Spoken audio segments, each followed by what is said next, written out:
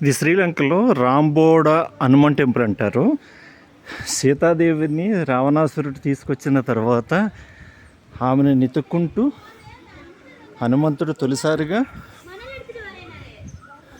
ఇక్కడే అడుగుపెట్టి అమ్మవారిని, అంటే ఈ శ్రీలంకలో కల్లా ఆల్మోస్ట్ ఎత్తైన కొండ ఇదే అని చెప్తున్నారు.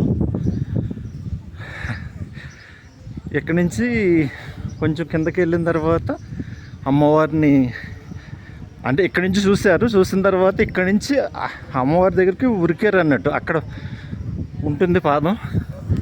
వెళ్ళకి చూపిస్తా. ఈ ఎత్తైన కొండలు ఎక్కడం చాలా ఇబ్బందిగా ఉంది.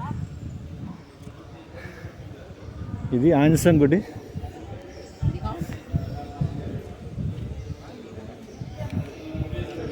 ఇదిగో ఆంజనేయ విగ్రహం. తీయనివ్వరు వీడియో, కాకపోతే దొంగసాటిగా అలా తీయవలసి వచ్చింది. ఇదంతా చాలామంది వస్తారు ఇక్కడికి, ఫారినర్స్ అందరూ.